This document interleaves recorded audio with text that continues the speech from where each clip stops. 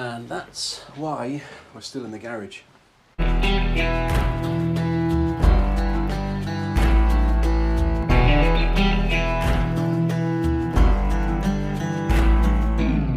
Well, good morning, good morning, good morning. Yes, we are still in the garage. I've spent the last couple of hours basically fitting these short shots to the Sportster, but I actually didn't like the sound, so I've put the Vance & Hines back on. So I expect they'll end up on eBay over the next couple of weeks. But check this out.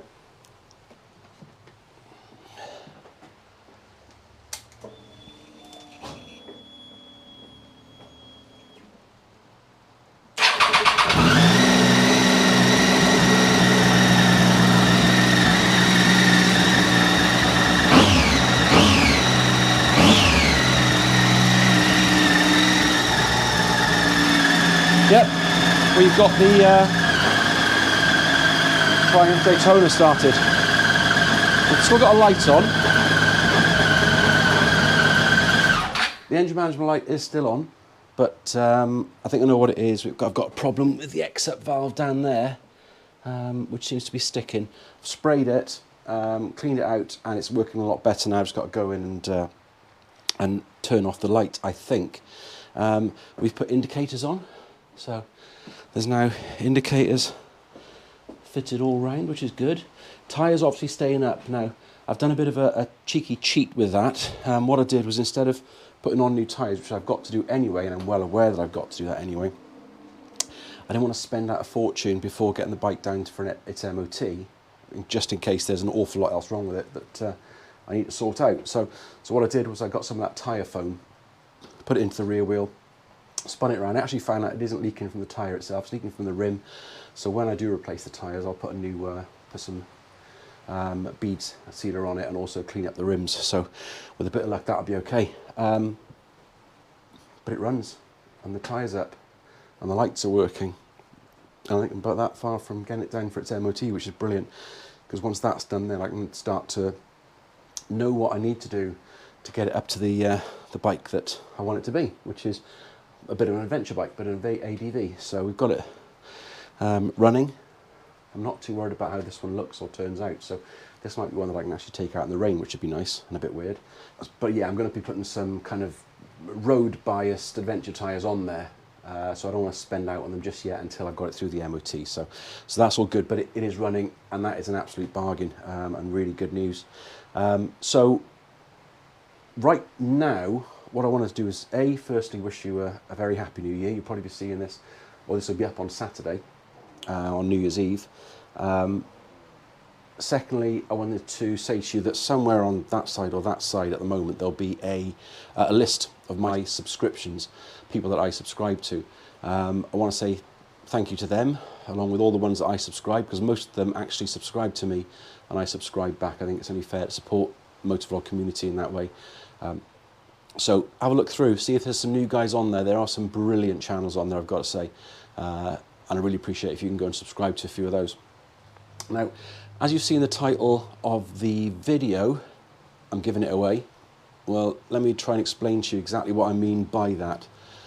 So basically, when you get to 1,000 subscribers, which I've recently done, you're able to monetize the channel. Now, previously, pretty much all the way through, I've said to people, this is not something a way to make money. This is not something I'm going to be looking at to try and fund anything. I do it because I enjoy it. It's a video diary of my own life, for me to look back on in years to come, when I can barely remember my own name, let alone somebody else's. So I've never been interested in money. I've got a job, I've got a secure job that gives me enough money to keep a roof over my family's head, keep them fed, and allows me to have a 24-year-old Honda, 17-year-old Harley, and whatever that's likely to be. But basically, it's a case of I do it because I enjoy it, and if I didn't enjoy it, I wouldn't do it. So I watched a video recently, and it was a gentleman called Ty from Tennessee, who does a brilliant channel. Recommend you go and see it, or go and check it out, and have a watch of some of his videos. Now, he's talked about monetization, and people have been giving him donations and things like that. And he's done a wonderful thing, which I'm kind of going to do as well, which is I have monetized my channel. the reason I've monetized it is because it's a way to get things up and running and motoring. Because when you monetize, YouTube pushes your channel more, weirdly, because they can get more money out and more revenue out of it. And I've also had I think it's super thanks, which someone's actually given me a donation on the channel itself, which I really appreciate. You know who you are, thank you very much.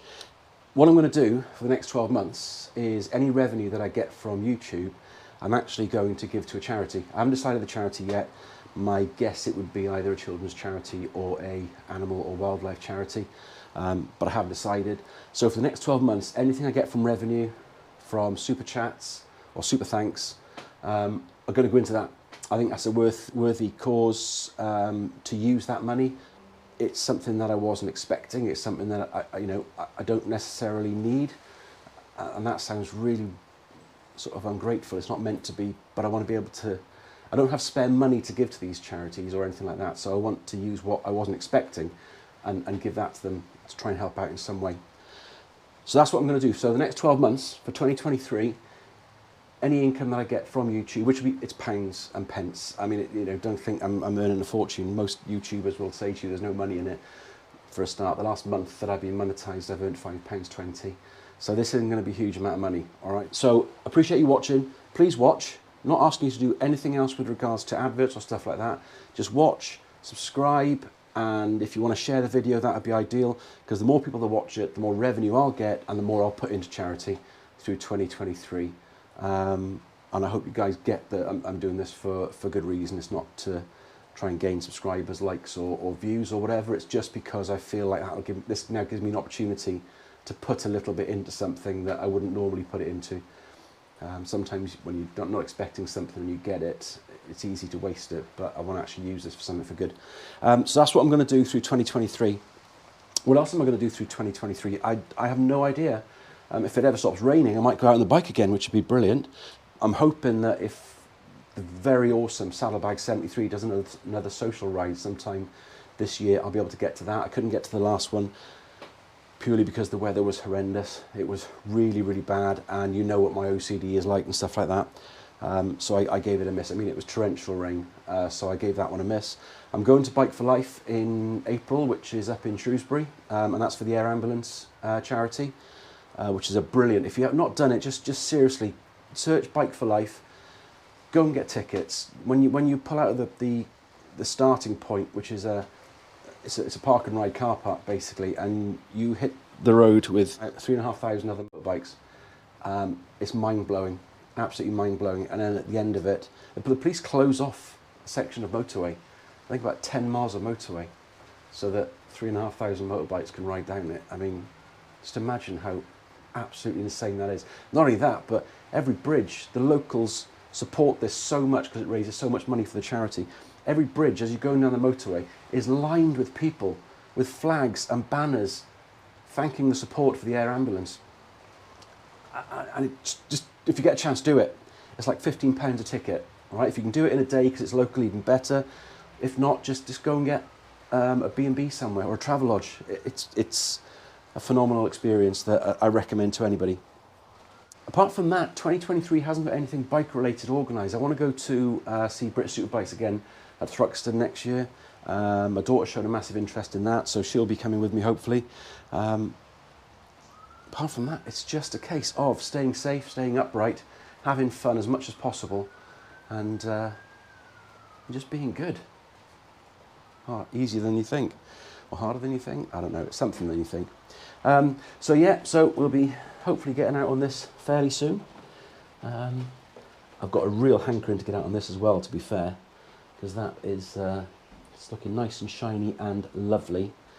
And then we'll get this thing built up and make it the bike that I want it to be.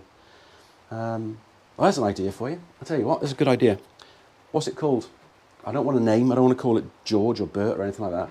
But it's a Triumph Daytona that is no longer a Daytona. It's now some sort of Triumph adventure bike, which now they've got the Tiger, I get that. What would you call it? A Dayventure? A Adventonia? I don't know. I don't know. Just have a think of a name. What would you call it if you had a Triumph Daytona that you were turning into a semi-adventure bike? And let's have a bit of fun with names. No competition, there's nothing to win, unfortunately, but just for fun, and giggles. So I shall leave you be now. I shall say stay safe, have fun, and as I inspect the weather again, I shall catch you on the flip side.